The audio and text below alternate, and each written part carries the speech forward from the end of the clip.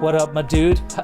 It's like, I feel like we were just talking about this movie the other day. Am I right or am I wrong? I think we were. I think that's what happened. For sure. Welcome back, everybody. We are the Bodacious Rant with Burn and Rye, and we're gonna bodaciously rant about Venom, Let There Be Carnage, or Venom 2, however you want to call it. Venom 2 Electric Boogaloo is my personal title.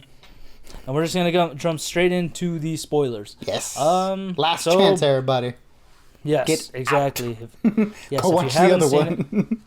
This is like so far Shang-Chi, Venom 2, and actually, no, I think it's just those two right now. People keep asking me, "Oh, what would you rather see? What should I go see?" I'm like, honestly, it's a win-win if you see either, because this one ties, Venom 2 ties into the MCU, and we'll talk about that after. During, I don't want to spoil that right now, but then Shang-Chi is literally one of the best origin stories for a Marvel hero I've seen in years. So it's like you literally can't go wrong. Like one's just like a great like kung fu action movie that's set in the Marvel universe, and another one's a stupid rom-com between Tom Hardy and his alien symbiote that I just had a ball with.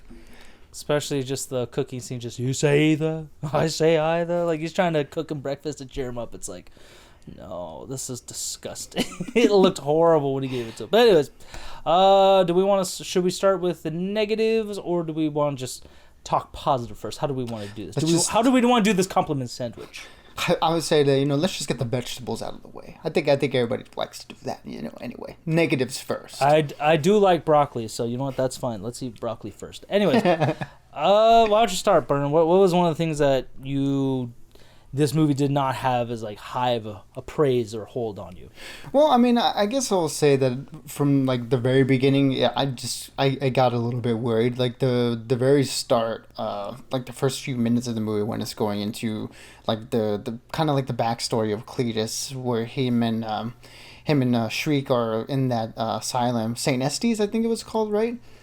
St. Estes. Yeah, that was super weird for me just because I'm going to let you go about it, but I hope this is the same thing. Please tell me you're thinking the exact same thing. It's got to be. I mean, it was the whole lip sync audio dub of Woody Harrelson and Naomi Harris as their younger selves. It just did not work for me. That's such a weird choice. Awkward. Like, the actors themselves could easily distinguish who's who at this point in the conversation. So I just thought that was a very odd choice for them to want to do that, but it is what it is. I was just like, oh, what the fuck is this? This is weird. Like, I like it kind of, but at the same time, like, no, why wouldn't we just hear the regular actor's voice? Like, because we'll be able to know who's who, and if his voice changes, it's like, well, I'll not necessarily hit puberty, but I'm like, he got older. People sound different when they get older. So, whatever. Thank you. I'm glad somebody else noticed that. Yeah, because, like, the only reason you would make that choice is if you were worried that the audience wouldn't know who they were. But it's like, we're going to know who they are. If we keep watching the movie. The actual actor's voice. Listen, I think we're going to make it out of here. You're my one and true love.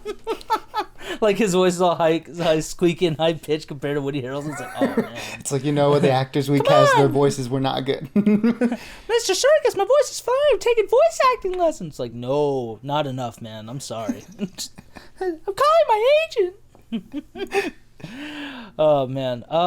Well, since I'm glad we agree with that one, let me see. You know what? Why don't you give me another one? I know there's at least one other thing, but come back to me.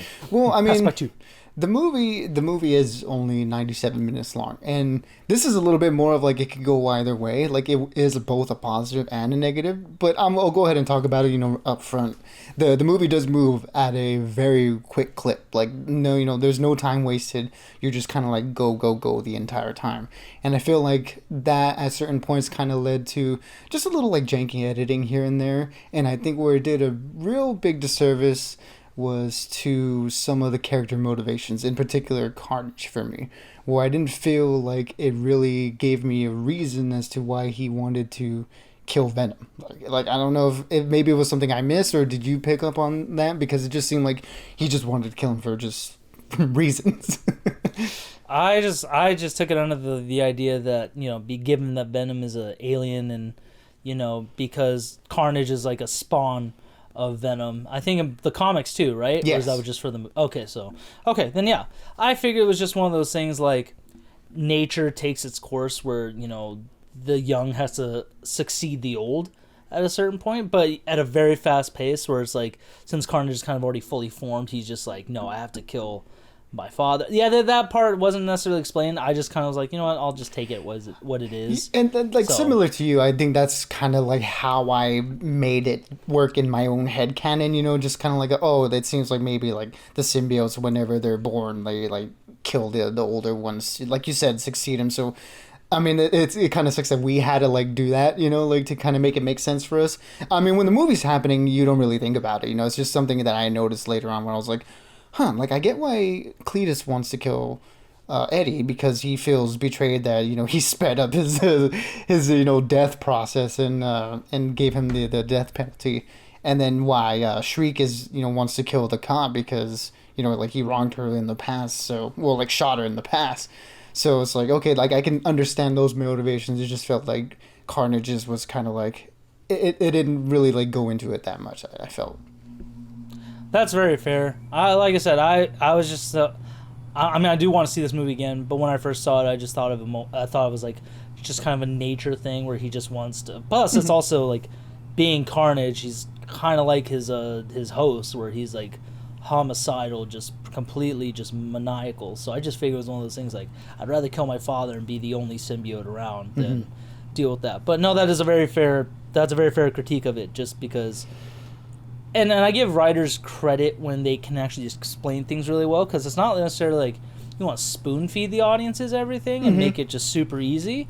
However, you also do have to give a little more context clues, either in the dialogue or in certain like scene, like actions and stuff like that, to really determine something like that. And that's where it's tough, because I would be like, I have no fucking idea how to make it like obvious, but making it clever. You know what I mean? Yeah, no, yeah, it is a very tough job, especially when you're trying to like flesh out a lot of the secondary characters. It seems like like you want to focus on your main character, and by all means, they really do right by. In my opinion, they do right by Eddie and Venom, and we'll get to that in the positives, unless you have anything negative to say about that aspect. But yeah, they really like did those guys a real service, and it just felt like everyone else kind of. Like they had their motivations and they were used like as they were needed for the plot, but it didn't really go beyond that, So that's where there's a little bit of criticism for me, but again, it didn't like derail the movie by any means. No, but piggybacking on the whole motivations, I thought the final fight, as much as I loved it, there was a couple at least one moment I thought this was just what the weakness in the writing, where Carnage and Shriek, like you think she kills the cop, Patrick Mulligan, and Venom's about to kill Anne, Michelle Williams' character, just to, kind of show Venom and Eddie like, hey, I'm in control now, like you guys can't do anything about it, kind of thing. And then Naomi Harris's Shriek was just like, this is too much. It's like, what? Like your boyfriend your husband is a homicidal serial killer, like for dozens of bodies. Yeah. And you're no perfect yourself. So I'm like, how is this too much? That made no sense to me. I just thought like, oh, this is bad. That was a piece of bad writing. Like if you're trying to humanize these characters, it's like we kind of got past that point. Yeah. There's no justifying them at this point. So and I think out of all the characters, I feel like Shriek kind of got the shortest end of the stick. Where she was just.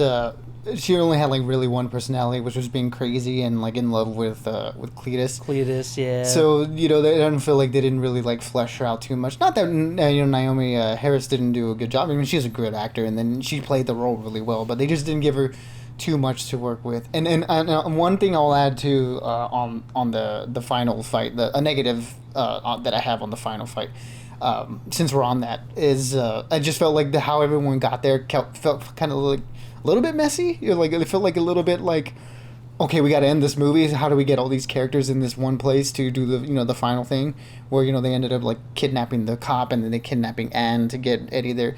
I don't know. It just felt kind of like rushed. I mean, that's not to say anything bad about the fight itself. Like this whole third act, I really enjoyed. It just felt like they had to like speed things up to like, because they didn't like really lay groundwork within the second act to really like make this third act feel like it all led to this moment. Yeah, I personally am a little indifferent on that. I didn't really think much of him. Like, okay, they kidnapped him, that's fine. But no, that's totally fair. You think it was a little rushed. I actually thought overall that the movie's pacing was fine. I didn't even think it was only an hour 30 when we saw it. Oh yeah, just because there was a lot going on in it, and the pacing was pretty solid. But yeah. again, you make those points, like there were a couple things they brushed over and kind of sped through where it could have benefited them to, give more clues and kind of take its time with some scenes and stuff. So that's fair. Yeah, like I said, at the end of it, I'll just say that, yeah, with the pacing and the plot being what it was, like it did end up, I guess it may be like cutting corners a little here or there, but I think it overall benefited the movie to have this sort of, roller coaster feel where you're just kind of like on the ride from the beginning, and it's one of the things that led to my enjoyment of it. So overall a positive, just little bit things here and there that I noticed that kind of bugged me, but again, nothing to really like make me hate the movie or anything like that. Absolutely. Is that all the negatives? Shall we move into the positives, Brian? Yeah, that's all I got for the negatives, unless you have anything. I'm all good. I said my piece on that. Now, let's talk about the good stuff of the movie. Why we liked it, and you should definitely, another reason to go see it again, or think about the good stuff.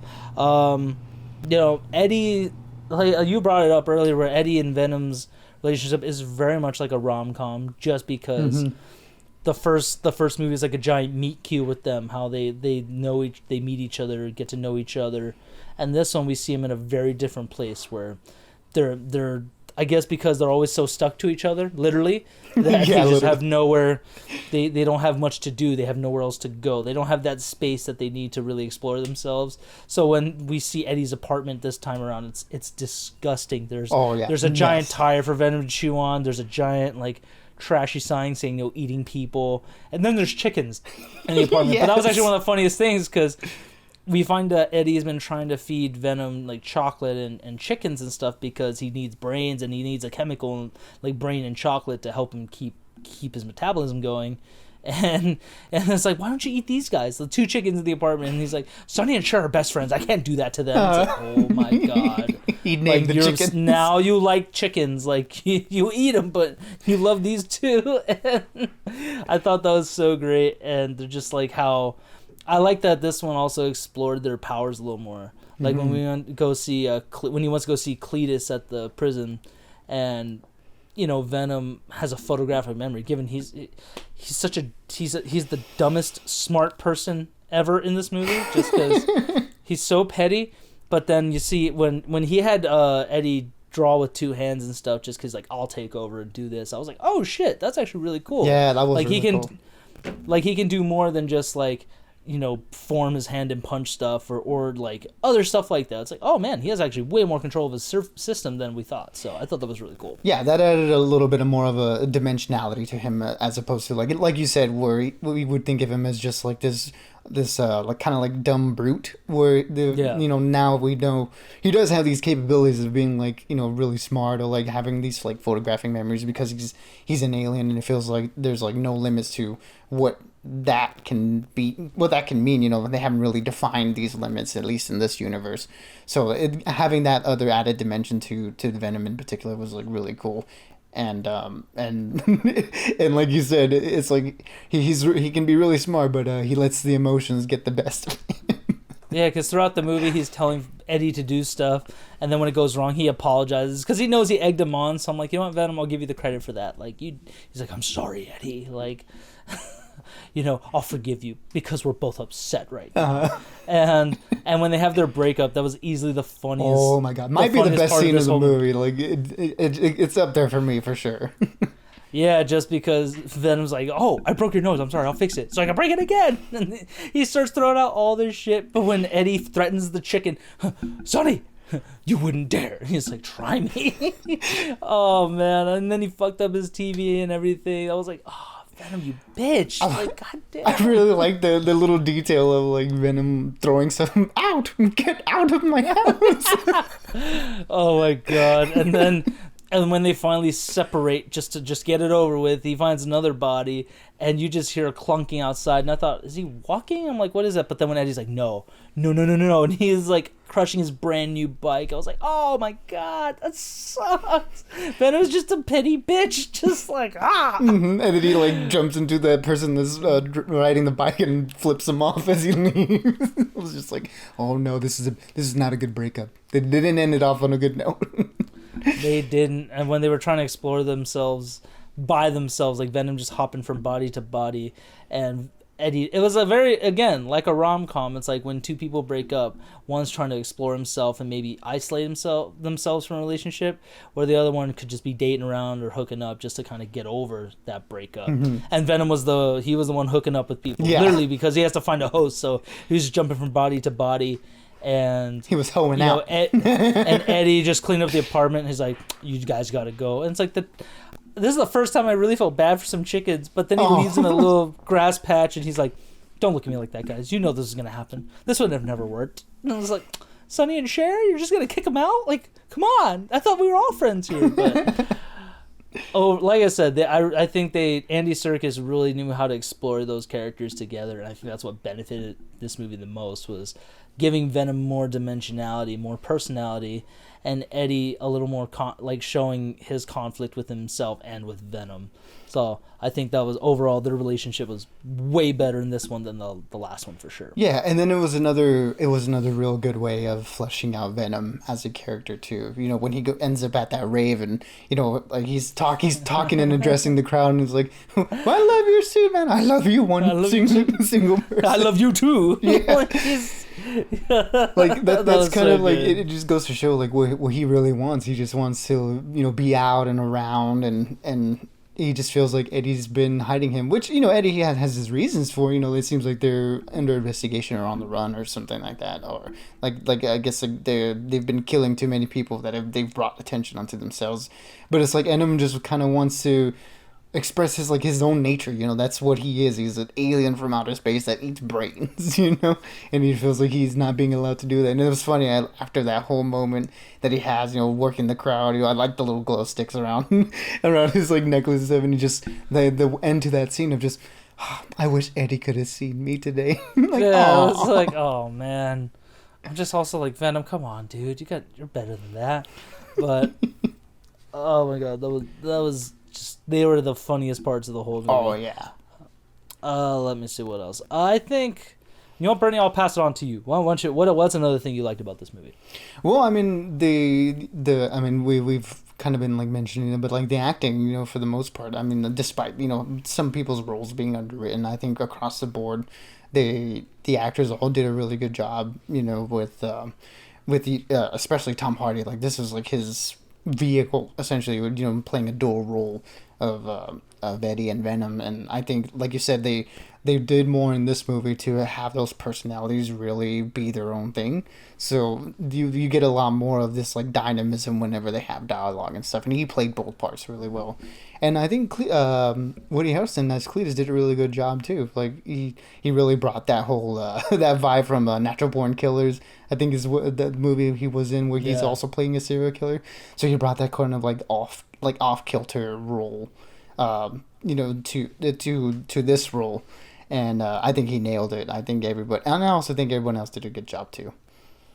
Yeah, even I'll give props to Michelle Williams. I think she was a lot better in this movie than the last one, because she had like one particular scene. Why was when, you know, Anne is trying to help Eddie find Venom, and they go to the liquor store where Mrs. Chen works, and Mrs. Chen's just chewing her out like, "You hurt Eddie, like you're gonna break their hearts again." She's like, "Wait a minute," and she sees Venom, and like she just knows Venom's in her as well, and again, she knows how to. She's so smart because she knows how to play Venom. Like, she's already had him read. Just like, "Oh well, you're the biggest, sexiest shit around." And he's like, "Go on." Like, yeah, you're right. Yeah, just like, yeah, okay. And she's just like, "Oh yeah, I want to see you in action. Like, come on, don't you want to do that?" Like, she's just tugging at his heartstrings to like bring him around back to Eddie. And it was like, oh my god, she was so great because she's just teasing, kind of like remind me of Rachel Weisz's performance in Black Widow, where every time where her and David Harbour were like talking, she's just like, "Oh yeah, you do." Like, they're just flirting with each other. It's almost like she knows how to get to Venom that way, because Venom likes her too. But not in that way. It was just funny. Who else? Yeah, but like you said, Woody Harrelson did a fantastic job, I thought, and Tom Hardy again, much better performance. I think it's just not only due to the writing, but they had a better understanding of what to do this time around. So just because the last one, I didn't care that it had a imbalance of trying to be humorous and then serious. Yeah. This one just knew to be like, okay, we're gonna have action, but we're gonna just have fun with it. Who cares?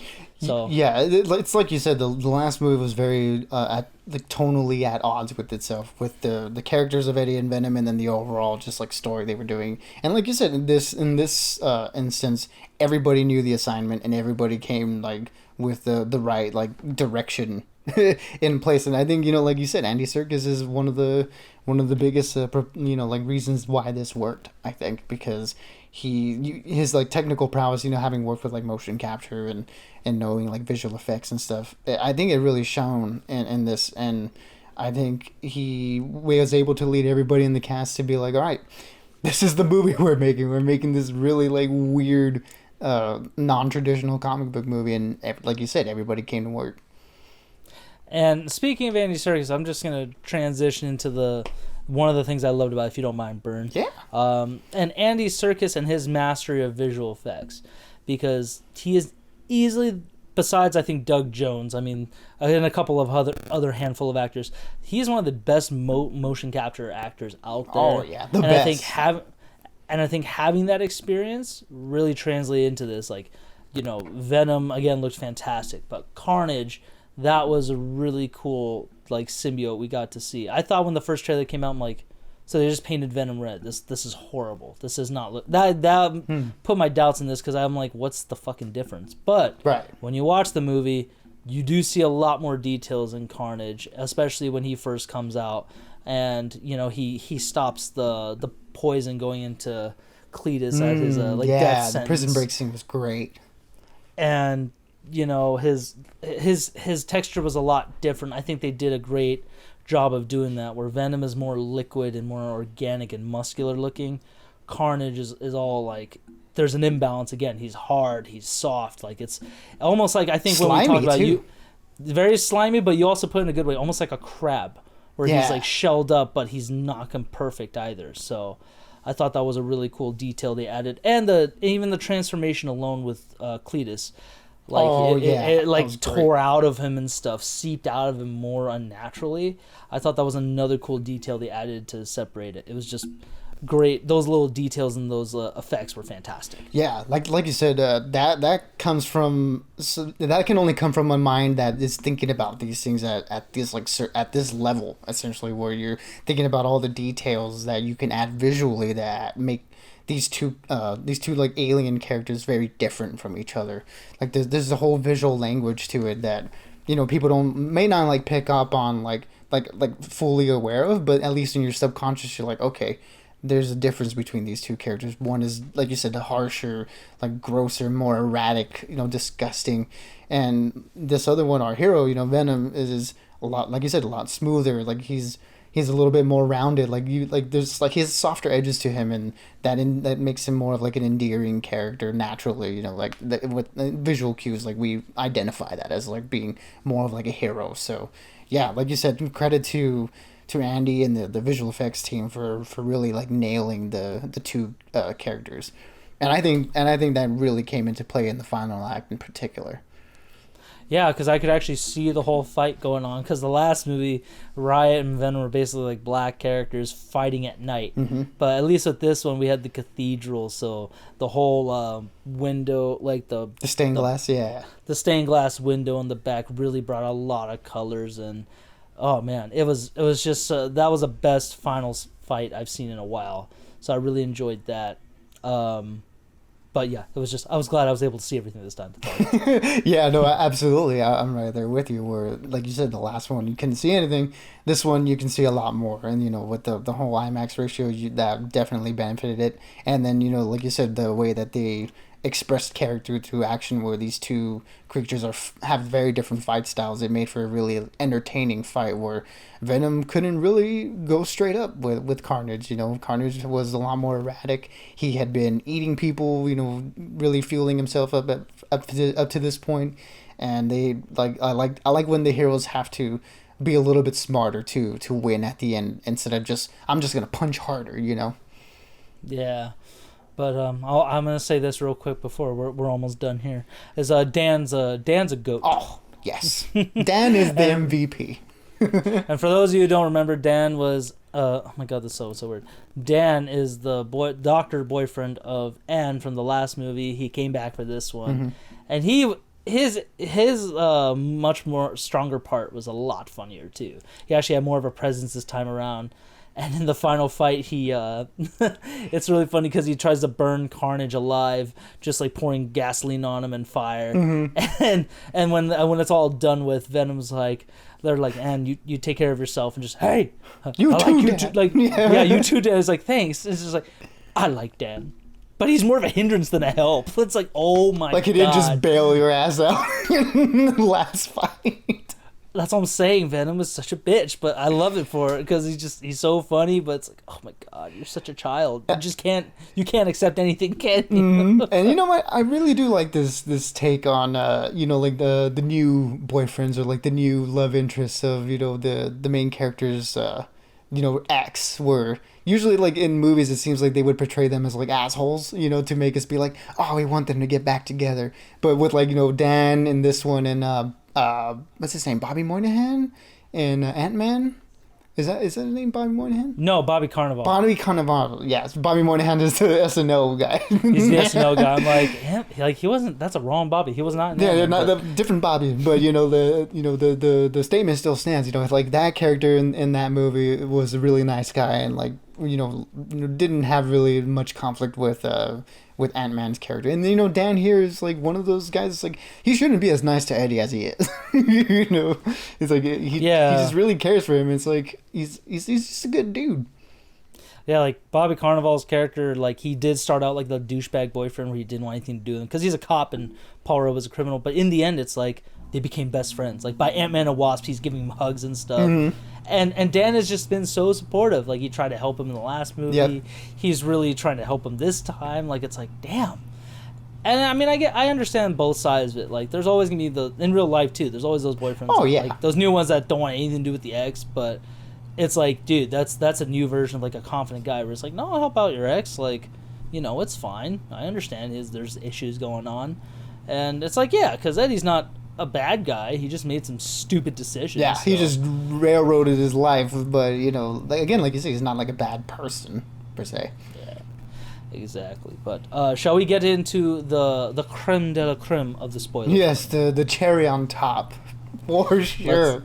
Let's finish this up. So, the reason why I'm telling people, I mean, I'm not spoiling it for everybody, but I am telling them why it's between Shang-Chi and this is because it has a lot to do with the MCU coming up.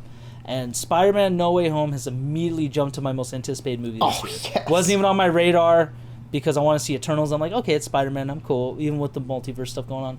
However, this scene changed everything for me because, Tom Hart, like Eddie and Venom are sitting in like this hotel. And it looks like they're like in Asia or somewhere tropical. Yeah. Like, but not in a definitely good not way. Like San Francisco. No, because it looked like humid. There was a city out there, so it kind of looked almost like I felt the heat and the grime, like when you're just sitting in a hotel room, like it's hot outside, raining. You're just like, I don't want to do anything. And Venom's about to show him like a piece of his knowledge from like vast years of the universe, hinting at the Venomverse as well. Yeah, because, like, the hive mind. So I thought that was obviously, oh, that's interesting. But then the crazy thing was, Eddie and the room starts shaking. There's like a thing of light that goes by, and now all of a sudden they're actually in a tropical setting, a nice setting where the hotel room got a little bit better. There's a beach outside. It's like a resort now, And Eddie and Venom are just like, what the hell was that? It's like, I didn't do it. But they see, and you hear J.K. Simmons' voice on the TV. And it's that same clip from Far From Home, where he's just like, Peter Parker is Spider-Man, and Tom Holland Spider-Man. People lost their shit in the theaters. I was like, no way.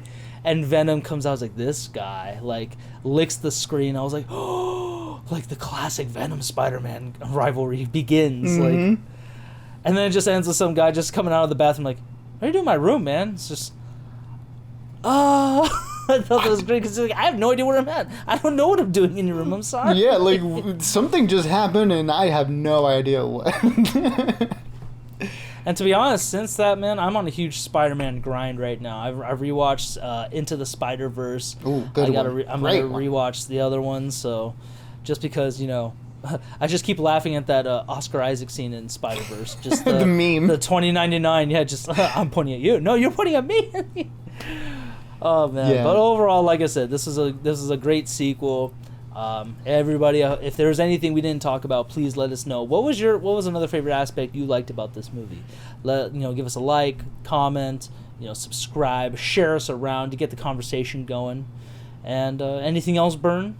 Well, just to add to that like final stinger, like it opens up like so many possibilities, like you said, to like the Venom verse and stuff, and I'm thinking this could possibly tie into Thor: Love and Thunder, because the villain in that movie is Gore the God Butcher, and he has the Necro Sword, which is the weapon to kill Venom, right? The symbiote king's sword. So it's like, so that might like tie in there, and yeah, just like you said, like once I saw that, like my mind has just been racing like on all this like Spider-Man stuff, like what's gonna happen in No Way Home, like I know like Eddie and them are, like if are gonna fight, like it's just because Venom thinks Spider-Man's a bad guy for killing Mysterio, so.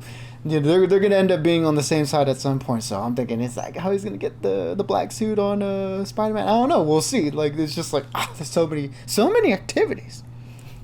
My mindset was just, oh my god, that's how Venom's gonna stay in the MCU if we keep the MCU. We could do Agent Venom. They could do another Venom. They could do anything at that point. Mm-hmm. So maybe that's Sony and Marvel saying, okay, we're not gonna kill our deal. We're gonna keep this going for however long we can. I think that would be the smart move, but. Until next time, my brother. Everybody else, stay bodacious, keep on ranting, and I'll talk to you later, my dude. All right, man. I will see you guys on the next one.